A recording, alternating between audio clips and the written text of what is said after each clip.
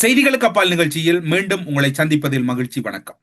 பிள்ளையான் அவர்கள் இப்போது வைத்தியசாலையில் அனுமதிக்கப்பட்டிருப்பதாகவும் அவர் மேலதிக வைத்திய சிகிச்சைகளுக்கு உட்படுத்தப்பட்டிருப்பதாகவும் சிறைச்சாலைகளின் சார்பில் பேசவல்லவரான சிறைச்சாலைகளின் ஊடக பேச்சாளர் இதனை உறுதிப்படுத்தி இருக்கின்றார்.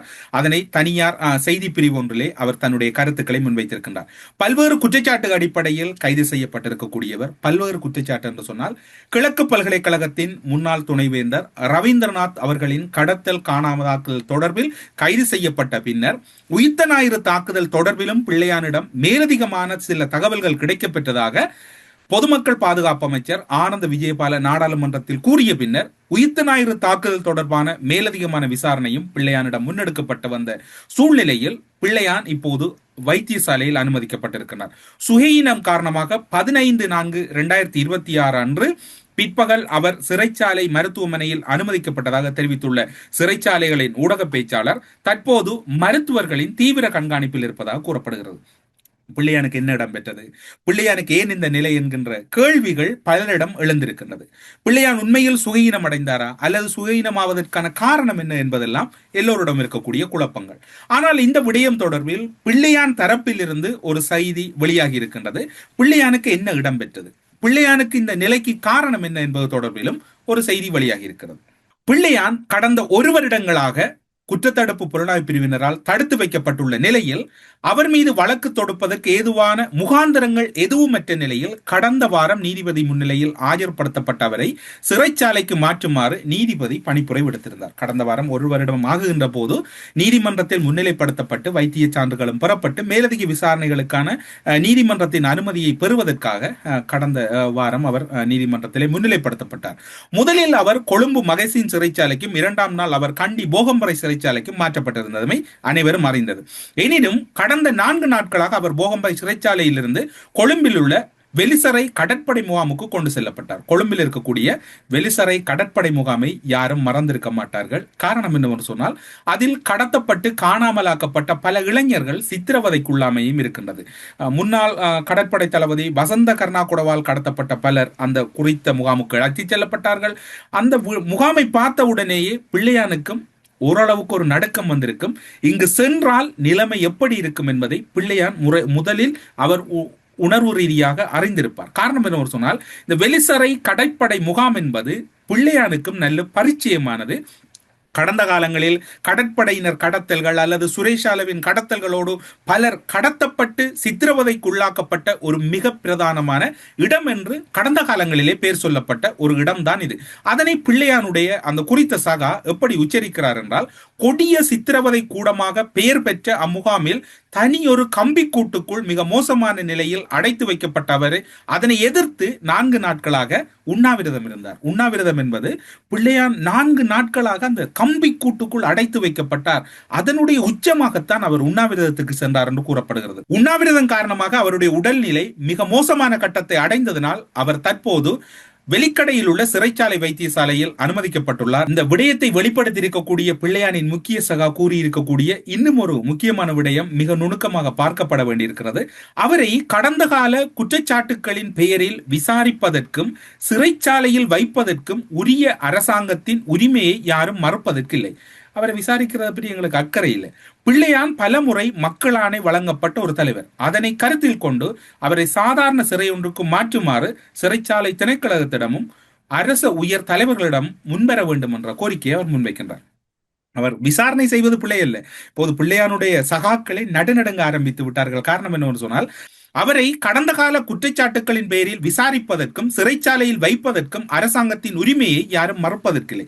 அரசாங்கம் செய்கிற செயற்பாட்டை யாரும் மறுப்பதற்கில்லை. நீங்கள் என்னவென்றாலும் பிள்ளையானை செய்து கொள்ளுங்கள், ஆனால் அந்த குறுகிய அல்லது சிறிய கம்பி கூட்டுக்குள் அடைத்து வைக்காதீர்கள் என்று சொன்னால், குறித்த கொடிய சித்திரவதை முகாம் என்றுதான் அவர்கள் வெலிசரை கடற்படை முகாமை பிள்ளையானின் சகாக்களை குறிப்பிடுகிறார்கள் என்றால், முன்னாள் கடற்படை தளபதி வசந்த கர்ணாகுடவால் கடத்தப்பட்டு சித்திரவதை அனுபவித்த இளைஞர்களின் நிலையை யோசித்து பாருங்கள்.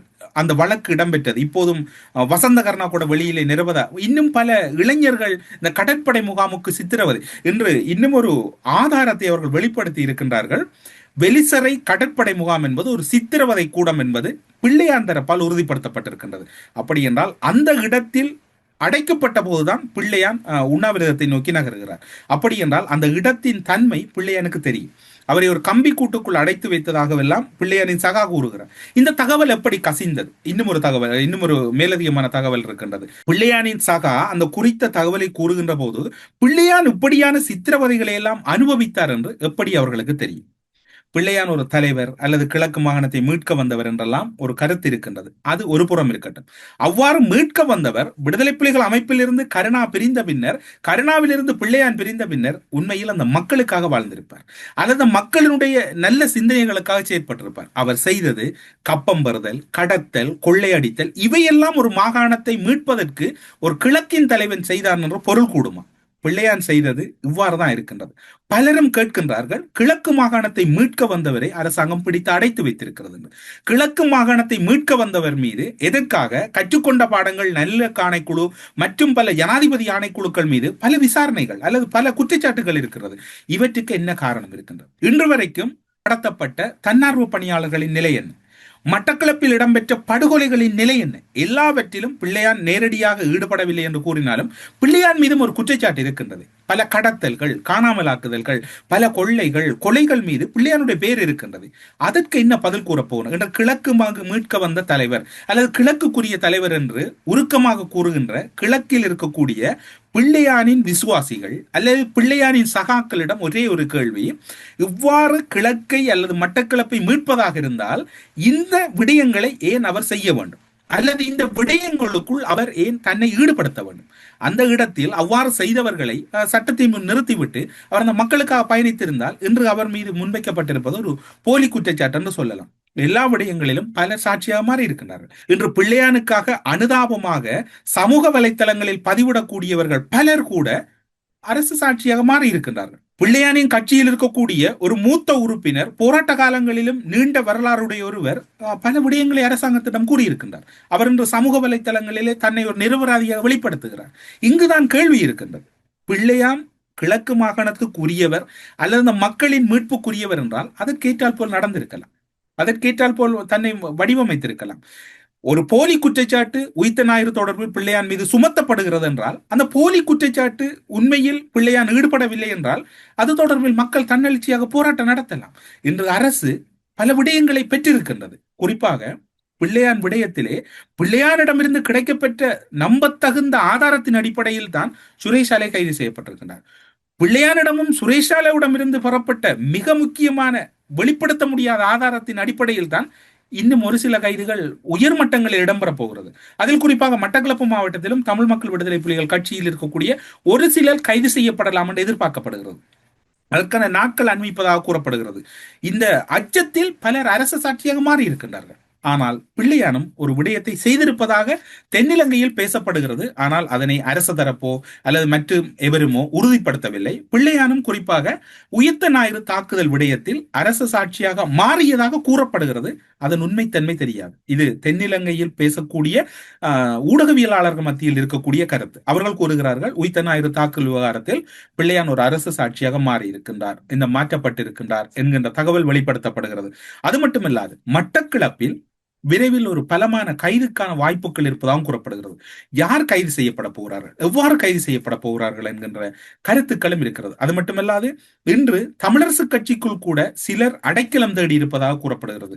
சிலரின் உதவியை பெற்றிருப்பதாக கூறப்படுகிறது. தமிழ் மக்கள் விடுதலை புலிகள் கட்சியின் பிள்ளையானின் நெருக்கத்துக்குரியவர்களாக இருந்த பலர் அல்லது கருணாவின் நெருக்கத்துக்குரியவராக இருந்த பலர் இன்று தமிழரசு கட்சிக்குள்ளும் அவர்கள் நுழைந்திருப்பதாகவும் விசாரணைகளில் தெரிய வந்திருக்கிறது. அவர்களை எவ்வாறு அணுகுவது என்கின்ற விடயம்தான் இப்போது மேலதிகமான விசாரணைக்குள் எடுத்துக் கொள்ளப்பட்டிருக்கிறது. மற்றும் பல குற்றச்சாட்டுகள் தொடர்பான விசாரணைகளில் முன்னேற்றம் இருப்பதாக கூறப்படுகிறது. குறிப்பாக மற்றும் பல விசாரணைகள் என்று சொன்னால் பிள்ளையான் மீது முன்வைக்கப்பட்டிருக்கக்கூடிய மேலதிகமான குற்றச்சாட்டுகள் தொடர்பிலும் முன்னேற்றம் இருப்பதாக கூறப்படுகிறது. பலர் வெளிப்படுத்த முடியாது, ஊடகங்களில் பேச முடியாது. அவர்கள் அரசிடமும் அல்லது அரச புலனாய்வு திணைக்களம் அல்லது குற்றத்தடுப்பு புலனாய்வு திணைக்களத்திடம் தங்களுடைய வாக்குமூலங்களை வழங்கி இருக்கின்றார்கள். குறிப்பாக கடந்த மாதம் மட்டக்களப்பு மாவட்டத்துக்கு விஜயம் மேற்கொண்டிருந்த குற்றத்தடுப்பு புலனாய்வு பிரிவினுடைய பணிப்பாளர் சாணி அபேசகர பல தகவல்களை கொத்தாக எடுத்து சென்றிருக்கின்றார். பல தகவல்கள் திரட்டப்பட்டிருக்கின்றன. இப்போது இருக்கக்கூடிய சூழ்நிலையில் குற்றவியல் வழக்காக மாற்றப்பட போகிறது. பிள்ளையான் ஒரு ஆபத்தான நிலையில் இருப்பதாக கூறப்படுகின்ற செய்தி என்பது அவர்களுடைய சகாக்களால் வெளிப்படுத்தப்படுகிறது. ஆனால் அவர்கள் ஒரு தகவலை கூறுகிறார்கள், நீங்கள் பிள்ளையானை விசாரியுங்கள், ஆனால் அவருக்கு ஒரு உரிய ஒரு நல்ல சிறைச்சாலை ஏற்படுத்துங்கள் என்று கூறப்படுகிறது. என்று தீவுச்சேனையிலே வதைக்கப்பட்ட பலரை மறந்திருக்க மாட்டீர்கள் என்று பிள்ளையானோடு இருக்கக்கூடிய பலர் அந்த இடத்துக்கு சென்றிருப்பார்கள். தீவுச்சேனையில் என்ன வகையான அல்லது என்ன வகையான சிறைச்சாலையில் இருந்தது, எப்படியான கம்பி கூடுகள் இருந்தது என்பதும் உங்களுக்கு ஞாபகம் இருக்கு. தீவுச்சேனை என்பது ஒரு வதை முகாமத்தாக இருந்தது. அந்த வதை முகாமில் எத்தனை பேர் அடைக்கப்பட்டார்கள், எவ்வாறு சித்திரவதை செய்யப்பட்டார்கள், நீங்கள் எப்படி அவர்களுக்கான உணவு கொடுத்தீர்கள், நீங்கள் எப்படி அவர்களுக்கு தண்ணீர் கொடுத்தீர்கள் என்கின்ற வரலாறெல்லாம் உங்களுக்கு மறந்திருக்க வாய்ப்பில்லை. கைது செய்யப்பட்டு அழைத்து செல்லப்பட்டவர்கள் பலரை நீங்கள் எப்படி ஒரு அடிமைத்தனமாக நடத்தினீர்கள் என்று பிள்ளையானுக்கு அந்த கடற்படை முகாமுக்கு மாற்றியது என்பது ஒரு பதட்டமாக கூறுகிறீர்கள். இது வேறு யாரும் கூறவில்லை. இந்த பிள்ளையான் இவ்வாறான இடங்களுக்கு மாற்றப்பட்டார், இவ்வாறு ஒரு கம்பி கூட்டுக்குள் அடைக்கப்பட்டார் என்ற தகவல் எப்படி வந்தது? அந்த தகவல் எப்படி வெளியிலே கசியப்பட்டது? அப்படி என்றால் புலனாய்வு துறைக்குள் பிள்ளையானுக்குள் சகாக்கள் இருக்கிறார்களா, அல்லது இந்த தகவல் எப்படி வெளியே வந்தது என்கின்ற தகவலும் மேலதிகமாக இருக்கின்றது. அது மட்டுமில்லாது இன்னும் ஒரு தகவல் பேசப்படுகிறது. இந்த தகவல் குற்றத்தடுப்பு புலனாய்வு பிரிவினரிடம் ரகசியம் பண்ணப்படுவதாக கூறப்படுகிறது. ஒரு விசாரணையை திசை திருப்புவதற்கு அல்லது ஒரு விசாரணையை மாற்று வழியாக யோசிப்பதற்கு அல்லது விசாரணையை குழப்புவதற்கான முயற்சிகள் முன்னெடுக்கப்படுகின்றன. பிள்ளையான் குற்றவாளி இல்லை என்றால் அவரை விசாரணையின் பின் நிரபராதியாக விடுதலை செய்யட்டும். அதுவரைக்கும் அதனை குழப்புகின்ற செயற்பாடுகளை அரசு அனுமதிக்கின்றன அல்லது குற்றத்தடுப்பு புலனாய்வு பிரிவினரிடம் எங்காவது ஒரு இடத்தில் விசாரணைகளில் சற்று பலவீனம் இருக்கின்றன என்கின்ற தகவலும் இப்போது பலரிடமும் ஒரு கேள்வியாக இருக்கின்றது. இந்த இடத்தில் கருதினால் மல்கம் ரஞ்சித் தாண்டகையினுடைய கூற்று என்பது கூர்ந்து கவனிக்க வேண்டிய கூற்றாக இருக்கின்றது. உயிர்த்த ஞாயிறு தாக்குதலின் உண்மையான சூத்திரதாரிகள் அம்பலமாக வேண்டும், நாடு தழுவிய ரீதியில் விசேட வழிபாடுகளுக்கு கருதினால் மல்கம் ரஞ்சித் தாண்டகை அவர்கள் அழைப்பு விடுத்திருக்கின்றார். இலங்கையில் 2019 ஆண்டு இடம்பெற்ற கொடூரமான உயிர்த்த ஞாயிறு தாக்குதலில் பாதிக்கப்பட்டவர்களுக்காகவும் நீதிக்காகவும் எதிர்வரும் 19ஆம் தேதியை விசேட பிரார்த்தனை தினமாக கத்தோலிக்க திருச்சபை பிரகடனப்படுத்தியுள்ளது. கொழும்பு பேராயர் கருதினால் மல்கம் ரஞ்சித் தாண்டகை இந்த அறிவிப்பை விடுத்துள்ளார். அன்றைய தினம் நாடளாவிய ரீதியில் அனைத்து கத்தோலிக்க தேவாலயங்களிலும் விசேட திருப்பலிகள் இடம்பெறும் என்று ஆராதனைகள் இடம்பெறும் என்றும் கூறப்படுகிறது. இத்தாக்குதல் நடந்து பல ஆண்டுகள் கடந்தும் அதன் பின்னணியில் உள்ள உண்மையான சூத்திரதாரிகள் யார் என்பது இன்னுமே மர்மமாக இருக்கின்றது. ஆனால் அரசு நெருங்கிவிட்டது. கிட்டத்தட்ட சில வேளை கருதினால் கேட்பது போன்று முக்கியமான சூத்திரதாரி 19ஆம் தேதி அல்லது 19ஆம் தேதிக்கு முன்னர் வெளிவரலாமா என்கின்ற எதிர்பார்ப்பு எல்லோரிடம் இருக்கிறது. உண்மையை நோக்கிய பயணத்தில் ஒட்டுமொத்த நாட்டு மக்களையும் இணைந்து பிரார்த்திக்குமாறு கேட்டிருக்கின்றார். கருதினால் மல்கம் ரஞ்சித் தாண்டகை மிகவும் அமைதியான முறையில் ஒரு எச்சரிக்கையை விட்டிருக்கின்றார்.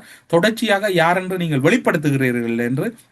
இப்போது பார்த்தால் ஒரு விடயம் சந்தேகமாக இருக்கின்றது. பிள்ளையான் பெலிசரை கடற்படை முகாமுக்கு கொண்டு செல்லப்பட்டது என்பது ஏதோ ஒரு உண்மையை மறைத்த பின்னர் மேலதிக விசாரணைக்காக அழைத்து செல்லப்பட்டாரா, அல்லது பிள்ளையான் ஏதோ ஒரு விடயத்தில் மறுப்பு தெரிவிக்கின்றாரா என்கின்ற சந்தேகம் இருக்கின்றது. வெலிசரை கடற்படை முகாமில் அழைத்து சென்று இவரை விசாரிக்க வேண்டிய தேவை என்னவாக இருக்கின்றது? வெலிசரை கடற்படை முகாமுக்கு ஏன் பிள்ளையான் அழைத்து செல்லப்பட வேண்டி இருக்கின்றது? இப்போது இன்னும் ஒரு குற்றவாளியை அடையாளப்படுத்துவோம் என்று ஆனந்த விஜயபால கூறுகின்றார். அந்த விசாரணைக்கு பிள்ளையான் ஏதாவது உடன்படாமல் இருக்கின்றாரா, அல்லது சுரேஷாலை உடன்பட்ட விடயத்துக்கு இவர் முரண்படுகிறாரா என்கின்ற கேள்வியும் இருக்கின்றது. விசாரணை அதிகாரிகள் அல்ல, ஆனால் இவையெல்லாம் மேலதிகமான சந்தேகமா. ஏனென்றால் இப்போ கடந்த நாட்களில் இருந்த இடத்திலிருந்து விசாரணைக்கு பிள்ளையான் ஒத்துழைக்காமல் இருக்கின்றாரா என்கின்ற கேள்வியும் இருக்கின்றது. விசாரணைகளுக்கு ஒத்துழைத்திருந்தால் அந்த விசாரணை இடம்பெற்ற இடத்திலேயே தொடர் விசாரணை இடம்பெற்றிருக்கும். பிள்ளையான் விசாரணைகளுக்கு ஒத்துழைக்காமல் இருக்கின்றாரா, அல்லது ஏதாவது ஒரு விடயத்தை அவர் முழுமையாக மறைக்க முற்படுகிறாரா என்கின்ற கேள்வியும் இருக்கின்றது. இதில் முக்கிய சாட்சிகளாக இருக்கக்கூடிய பிள்ளையான், சுரேஷாலை என்றுதான் ஆனந்த விஜயபால கூறுகிறார், நாம் கூறவில்லை. எனவே இந்த இருவரும் இது தொடர்பில் முழுமையான தகவலை வெளியிட்டால் கருதினால் மல்கம் ரஞ்சித் கூறுவது போன்று குற்றவாளிகள் அடையாளப்படுத்தப்படுவதை அனைவரும் பார்க்கக்கூடியதாக இருக்கும். எனவே எது இடம்பெறப் போகிறது? ஒட்டுமொத்தமாக உயிர்த்த ஞாயிறு தாக்குதல் நினைவு நாளில் அடையாளப்படுத்தப்பட்டு விடுவார்களா, அல்லது இன்னும் கால அவகாசம் வேண்டுமா, அல்லது பிள்ளையானுடைய இந்த இப்போது இடம்பெற்றிருக்கக்கூடிய விவகாரத்தில் ஏதாவது உள்நோக்கம் இருக்கின்றதா என்கின்ற சந்தேகமும் பலரிடம் இருக்கின்றது. பொறுத்திருந்து பார்ப்போம். விசாரணைகள் தீவிரம் அடைந்திருக்கின்றன, விசாரணைகள் தீவிர கட்டத்தை அடைந்திருக்கின்றன. ஒருவேளை பிள்ளையான் அரசு சாட்சியாக மாற்றி விட்டார்களா அல்லது மாறிவிட்டாரா என்கின்ற சந்தேகம் இருக்கின்றது. அதற்கும் பதில் கிடைக்கும் என்று எதிர்பார்க்கப்படுகிறது. இன்னும் ஒருவரும் அரசு சாட்சியாக மாறுவதற்கான சூழ்நிலை இருப்பதாக கூறப்படுகிறது. அவர் யார் என்று நீங்கள் தேடுவது புரிகிறது. அவர் தொடர்பான தகவல்கள் திரட்டி கொண்டிருக்கிறோம். மிக விரைவில் முழுமையான தகவல்களை உங்களோடு சமர்ப்பிக்கலாம் என்று கூறி செய்திகளுக்கு அப்பால் நிகழ்ச்சியிலிருந்து விடைபெற்றுக் கொள்கிறோம். நன்றி, வணக்கம்.